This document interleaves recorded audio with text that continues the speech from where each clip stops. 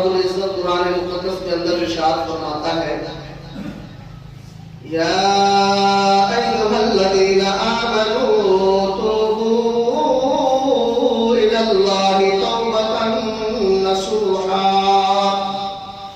اے ایمان والو اللہ کی طرف ایسی توبہ کرو جو آگے کے لیے نصیحت بن جائے۔ اللہ نے ہمیں حکم دیا کہ اے ایمان والو ایسی توبہ کرو جس توبہ کے بعد تم دوبارہ گناہ کی طرف نہ لوٹو، ایسی توبہ کرو جو تمہارے لیے آگے تو نصیحت ہو جائے کہ اب تک ہم نے جو بھی گناہ کیا ہے انشاءاللہ اب کبھی بھی وہ گناہ نہیں کریں گے۔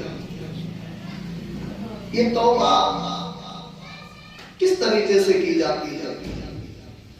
کیا کان پکڑ کے توبہ توبہ کہنے کا نام توبہ ہے، یا پھر اس کا کوئی اور مطلب ہے؟ دیکھیے ہم انسان ہیں، بتقاضۂ بشریت ہم سے گناہ سرزد ہوتے ہیں، ہم سے گناہوں کا شروع ہوتا ہے، گناہوں کا ارتکاب ہم دن میں بارہا کرتے رہتے ہیں، مگر اچھا انسان وہ ہوتا ہے جسے اس بات کا احساس ہو جائے کہ یہ میں نے غلط کیا ہے، پھر وہ اللہ کی بارگاہ میں اس سے توبہ کر لے اور آئندہ کبھی بھی وہ گناہ کی طرف نہ پلٹے، اس گناہ کی طرف کبھی آنکھ اٹھا کے بھی نہ دیکھے۔ مگر توبہ جو ہماری ماں بہنیں بچوں سے کہتی بیٹا توبہ کر لو تو کان پکڑوا دیتی ہیں، یا ہم کہتے ہیں توبہ توبہ، یہ صرف توبہ نہیں ہے۔ علماء فرماتے ہیں کہ توبہ کے 3 ارکان ہیں، 3 رکن ہیں، اور وہ کیا ہے؟ نمبر 1 گناہ کا اعتراف کرنا، جو غلط کام ہم نے کیا ہے اس کے بارے میں آپ اس بات کا اعتراف بھی کرتے ہو کہ ہاں یہ غلط ہے، جو ہم نے کیا وہ غلط کیا ہے۔ نمبر 2 اس گناہ پہ شرمندگی کا ہونا،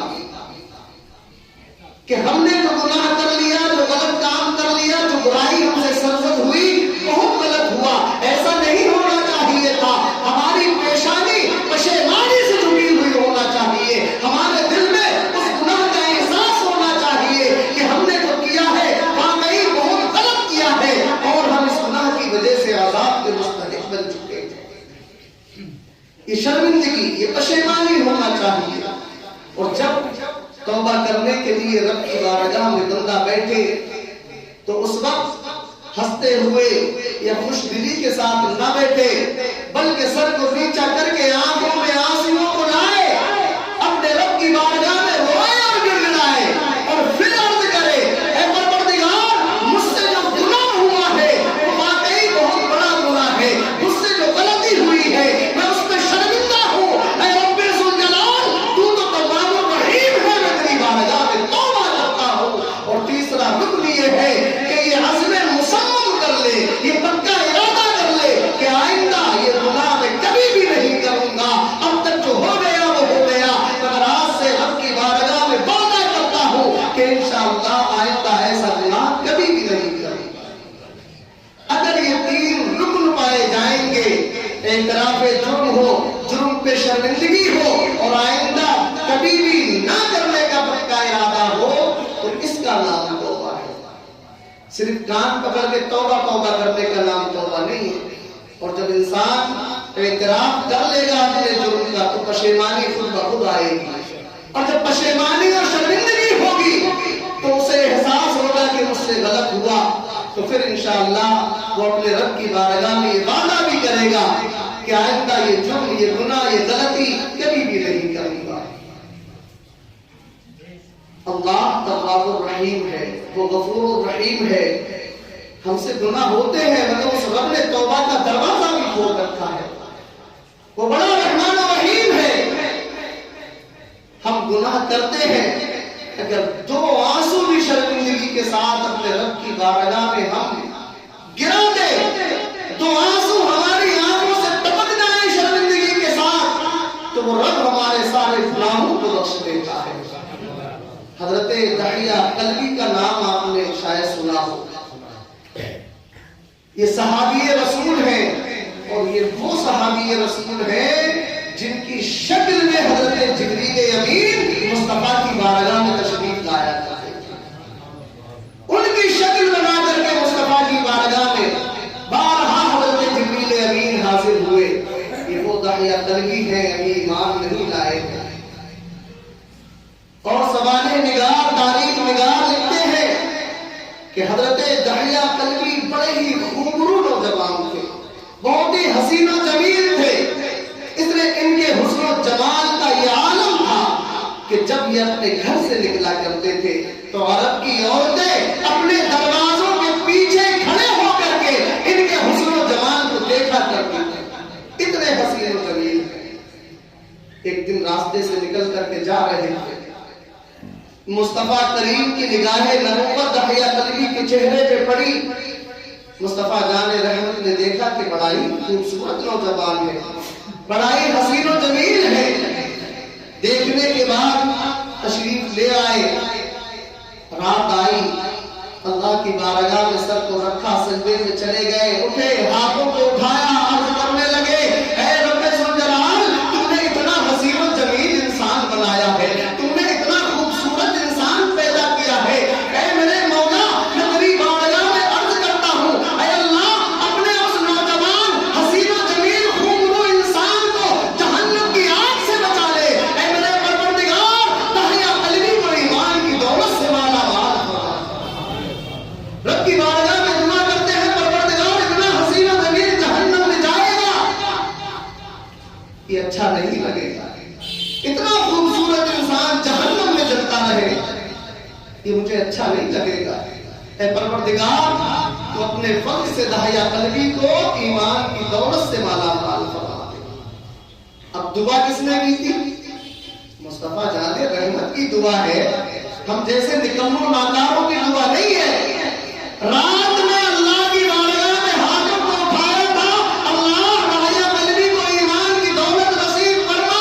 صبح نمودار ہوئی, اللہ کے رسول جلوہ افروز ہے, داہیہ قلبی بارگاہ مصطفیٰ میں حاضر ہوتے ہیں. حاضر ہونے کے بعد عرض کرتے ہیں, اے محمد عربی, آپ کا پیغام کیا ہے, میں سننا چاہتا ہوں. اللہ کے رسول نے فرمایا, میں اللہ کا رسول ہوں, آخری نبی ہوں. اللہ وحدہ لا شریک ہے, اس کا کوئی شریک نہیں, اس کا کوئی ساتھی نہیں, وہ ایک ہے, وہی عبادت کے لائق ہے, وہی تیرا اور میرا معبود ہے.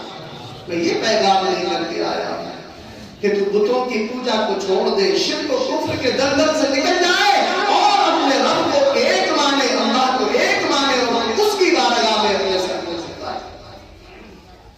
داہیہ قلبی عرض کرتے ہیں, یا رسول اللہ, میں ایمان تو لے آؤں, مسلمان تو ہو جاؤں, مگر میرا ایک گناہ ایسا ہے جو آپ کا رب کبھی بھی معاف نہ فرمائے گا.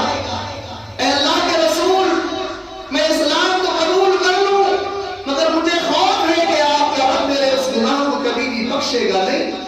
اللہ کے رسول فرماتے ہیں, داہیہ, کیسا گناہ ہے, کون سا گناہ تم نے کیا ہے, ذرا مجھے بتا تو دے. حضرت داہیہ قلبی جو ابھی ایمان نہیں لائے ہیں عرض کرتے ہیں, یا رسول اللہ, میں اپنے قبیلے کا سردار ہوں, میرے قبیلے کا رواج یہ ہے, میرے قبیلے کا طریقہ یہ ہے کہ جب بھی کسی گھر میں کوئی بچی پیدا ہوتی ہے تو اسے زندہ درگور کر دیا جاتا ہے, اسے زندہ قبر کے اندر دفن کر دیا جاتا ہے. یا رسول اللہ, میں نے 70 گھروں کی بیٹیوں کو آپ تک زندہ درگور کر دیا ہے, یہ میرا ایسا گناہ ہے, مجھے لگتا ہے کہ آپ کا رب کبھی بھی معاف نہ فرمائے گا. داہیہ قلبی رو رہے ہیں, اشک جاری ہے اور عرض کر رہے ہیں. اتنے میں جبریل امین کو حکم ہوتا ہے, جبریل جاؤ میرے نبی کی بارگاہ میں پہنچو, میرا سلام میرے مصطفیٰ تک پہنچا دو. حضرت جبریل امین آتے ہیں, عرض کرتے ہیں, یا رسول اللہ, آپ کا رب آپ کو سلام کہتا ہے اور فرماتا ہے کہ اپنے اس اپنے پاس آنے والے شخص سے فرما دو کہ اب تک جو ہوا سو ہوا, مگر اے داہیہ, تو جب میرے نبی کی بارگاہ میں آ گیا ہے, میں نے تیرے اس گناہ کو معاف فرما دیا ہے, میں نے تیرے اس گناہ کو بخش دیا ہے.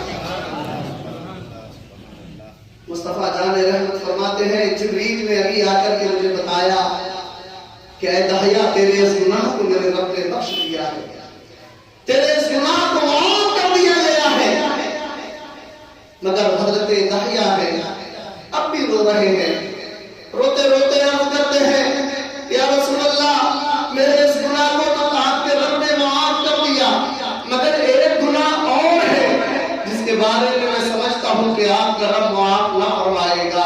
अल्लाह के रसूल फरमाते हैं, दहिया, अब कौन सा गुनाह है जिसके बारे में तू बहुत ज्यादा परेशान है, जरा मुझे बता दो। अब दहिया कलवी है, अपनी कहानी को अपनी ज़बानी मुस्तफा की बारगाह में पेश करते हैं, अर्ज करते हैं कि मैं मुल्क से बाहर किसी काम के लिए जा रहा था, उस वक्त मेरी बीवी हामिला थी, मैंने अपनी बीवी से कहा था, ऐ मेरी खातून, अगर तेरे घर में बेटा पैदा हो तो उसकी परवरिश करना, और अगर तेरे घर में बेटी जन्म ले ले तो उसे जिंदा दरदोर कर देना। अब मैं तो चला गया, जमाना गुजरता गया, शब रोज गुजरते चले गए, बहुत जमाने के बाद मैं अपने घर पे आता हूँ, और आने के बाद जब मैंने अपने घर के दरवाजे को दस्तक दी तो एक छोटी सी बच्ची बाहर निकल करके आई और कहने लगी, आप कौन हैं? और मुझसे पूछने लगी कि ऐ आने वाले, आप कौन हैं, जरा मुझे बताइए। उस छोटी सी बच्ची से मैंने कहा, बेटी तू बता, ऐ लड़की तू बता कि तू कौन है। वो नन्ही सी बच्ची कहती है, मैं इस घर के मालिक की बेटी हूँ। ये जुमला मैंने सुना, मेरी ज़बान से निकला कि अगर तू इस घर के मालिक की बेटी है तो ऐ लड़की सुन ले, मैं इस घर का मालिक हूँ। अल्लाह अल्लाह। अब इतना कहने के बाद दहिया कलवी अर्ज करते हैं, या रसूल अल्लाह, उस बच्ची ने जैसे ही सुना इस घर का मालिक ये है, यानी मेरा बाप ये है, मेरा वालिद ये है, मेरे बाबा जान वापस आ गए हैं, वो मेरे कदमों से लिपट जाती है और कहती है, बाबा जान अब तक कहाँ थे? बाबा जान, मैंने बहुत दिनों तक आपका इंतजार किया है, एक मुद्दत तक आपका इंतजार करती रही हूँ, मगर या रसूल अल्लाह, मुझे जरा भी तरस न आया, मुझे जरा भी रहम न आया। मैंने उस बच्ची को धक्का दिया, अलग हटा दिया और घर के अंदर चला गया। घर के अंदर जाने के बाद मैंने अपनी बीवी से कहा, ऐ मेरी खातून बता, ये लड़की कौन है? वो रोने लगी और रोते हुए कहने लगी, ऐ दहिया, ये तेरी ही लम्बे जिगर है, ये तेरी ही नूरे नजर है, ये तेरी बेटी है। अल्लाह अल्लाह। मैंने बीवी की ये बात सुनी, मैं गज़बनाक हो गया। मैंने कहा, मैंने तो कहा था इसे दफन कर देना, मगर बीवी है, वो एक माँ भी है, और माँ की ममता तो आप जानते हैं। वो कहने लगी, दहिया, ये गुनाह मैं कैसे करती, अपनी लम्बे जिगर को, अपनी नूरे नजर को अपने हाथों से जिंदा दफन कैसे कर देती। मेरी बीवी ने ये जवाब दिया, एक साइड हो गई, मगर मुझसे न रहा गया।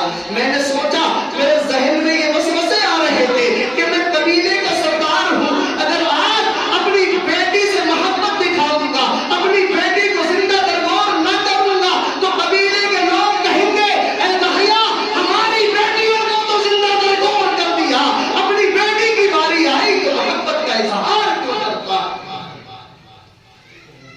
ये वसवसा मेरे जहन में आया।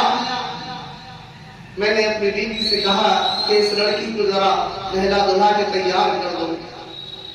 बीवी रोती रही, मुझे समझाती रही, मगर मुझे तरस ना आया, मुझे रहम ना आया। बेटी को तैयार करके मैं अपने साथ लेकर के चला। अब जब छोटी सी बच्ची को मैंने गोद में उठाया और साथ लेकर के चला तो बच्ची रास्ते में मुझसे सवाल करती है, कभी कहती है, बाबा जान हम कहाँ जा रहे हैं?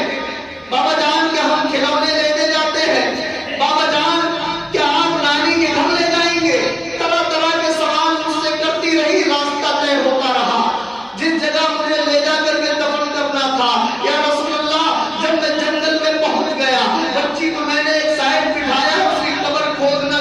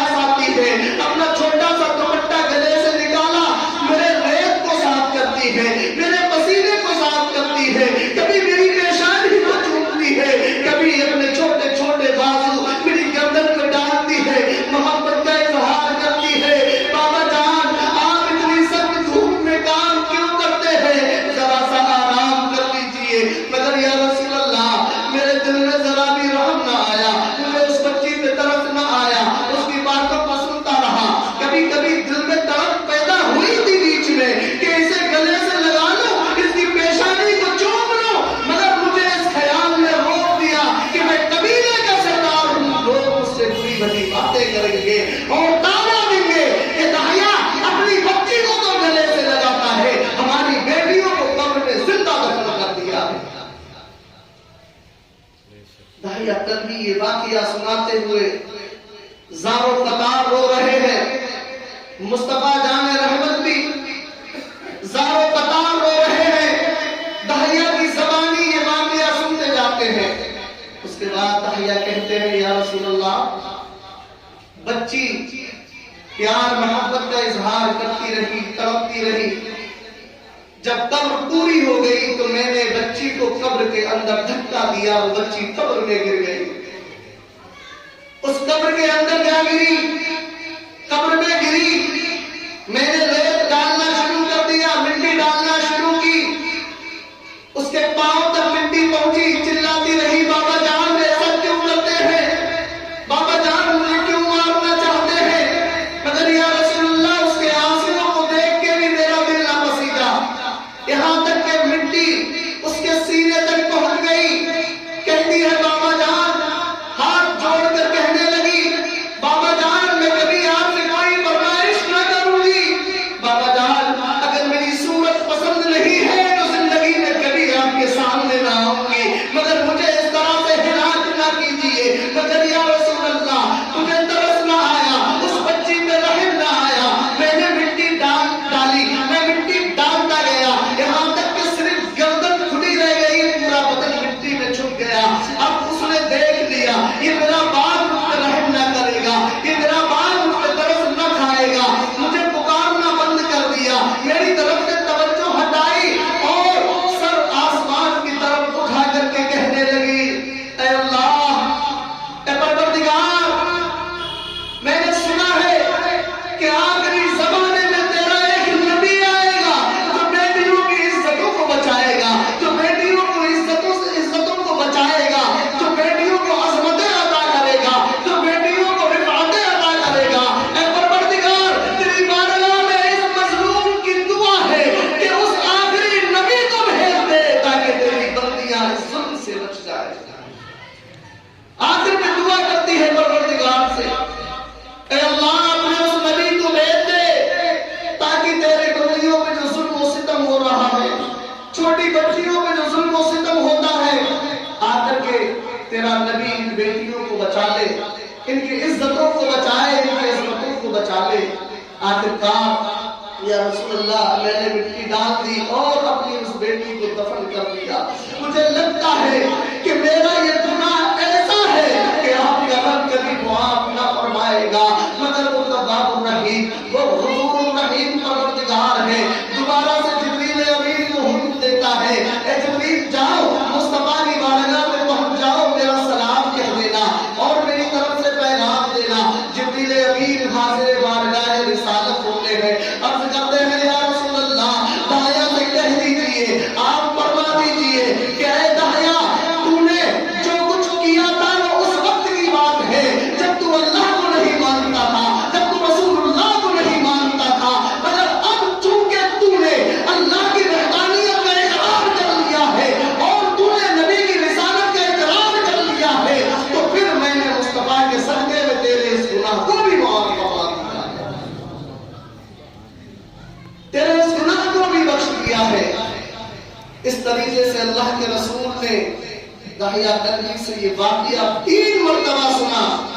تاریخ کے اوراق میں یہ بات آج بھی محفوظ ہے کہ مصطفیٰ جان رحمت اتنا روئے کہ آپ کی داڑھی مبارک آنسوؤں سے تر ہو گئی، اور پھر مصطفیٰ جان رحمت فرماتے ہیں لوگوں جو 2 بیٹیوں کی پرورش کرے گا، ان کی کفالت کرے گا، ان کے فرائض کو ادا کرے گا، اس میں ادب سکھائے گا، تو پھر قیامت کے دن وہ میرے ساتھ اس طرح ہوگا جیسے شہادت کی اور بیچ والی انگلی ملی ہوئی تھی۔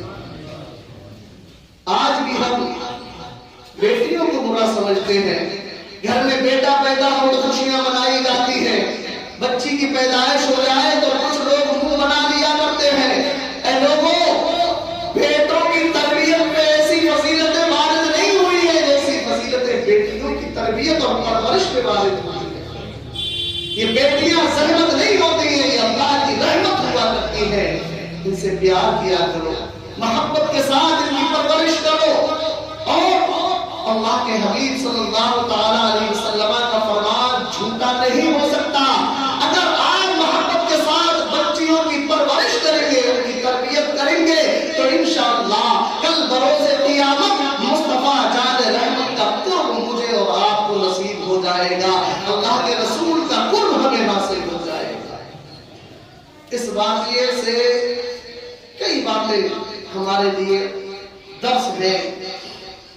ایک تو یہ کہ گناہ کیسا بھی ہو، اگر ہم پشیمان اور شرمندہ ہو کر کے رب کی بارگاہ میں توبہ کر لیں تو وہ ہمارا رب ہمارے گناہ کو بخش دیتا ہے۔ اللہ کی رحمت سے کبھی مایوس نہیں ہونا چاہیے۔ بعض لوگوں کو دیکھا جاتا ہے جوا، شراب، سٹا، حرام کاری، زناکاری میں مبتلا رہے، اللہ کی جانب سے توفیق ملی، انہوں نے توبہ کر لی، تو دوسرے تانا دیتے ہیں کہ 100 چوہے کھا کے بلی حج کو چلی، یہ مثالیں دی جاتی ہیں، اسے طنز کیا جاتا ہے۔ مسلمانوں، ہمیں نفرت گناہگار سے نہیں بلکہ اس کے گناہ سے ہونا چاہیے۔ جب گناہوں کو چھوڑ دے تو سمجھ لو اب وہ اچھا مسلمان ہے، اسے گلے سے لگا دیا کرو۔ جب تک وہ گناہگار ہے اس کے گناہ سے نفرت کیا کرو، اس گناہگار سے نفرت نہ کیا کرو۔ توبہ کے بعد سارے گناہ جب رب بخش دیتا ہے تو ہمیں بھی اگر کوئی اچھائی کی جانب مائل ہوتا ہے تو اس کی حوصلہ افزائی کرنا چاہیے، اسے تانا نہیں دینا چاہیے، اور کبھی بھی اللہ کی رحمت سے مایوس نہ ہو۔ آج تک آپ نے جو بھی کیا ہے، ایک بار رب کی بارگاہ میں سر کو جھکا کے 4 آنسو گرا دینا، خدا کی قسم رب ذوالجلال تمہارے سارے گناہوں کو بخش دے گا، کیونکہ اللہ فرماتا ہے لا تقنطوا من رحمت اللہ، اللہ کی رحمت سے کبھی بھی مایوس نہیں ہونا چاہیے۔ لہذا ہم سے گناہوں کا صدور ہوتا ہے، گناہوں کا ارتکاب ہو جاتا ہے، تو ہمیں چاہیے کہ ہم رات کو سونے سے پہلے اپنے نفس کا محاسبہ کریں، احتساب کریں، سوچیں کہ آج ہم نے کیا اچھائی کی، کیا برائی کی۔ اگر کوئی برائی نظر آتی ہے تو پھر اس سے ہمیں توبہ کر لینا چاہیے۔ جو اچھائی نظر آتی ہے اس پہ گھمنڈ یا تکبر نہیں کرنا چاہیے، بلکہ سوتے وقت اپنے رب کی بارگاہ میں عرض کیا کرو، پروردگار تیرا کروڑوں اربوں کھربوں مرتبہ شکر احسان ہے، تم نے اس نیکی کی توفیق ہمیں عطا فرمائی، یہ تیرا فضل ہے کہ تم نے ہمیں نیک کام کرنے کی توفیق عطا فرمائی ہے۔ تو اس طریقے سے اگر ہم زندگی کو گزاریں گے تو انشاءاللہ دنیا و آخرت کی کامیابیاں ہمارے قدم چومتی نظر آئیں گی۔ اللہ کی بارگاہ میں دعا ہے کہ پروردگار ہم سب کو گناہوں سے حد الوسع بچنے کی اور جو گناہ ہو چکے ان سے توبہ کرنے کی توفیق رفیق عطا فرمائے۔ استغفر اللہ ربی من کل ذنب واتوب الیہ، لا الہ الا اللہ محمد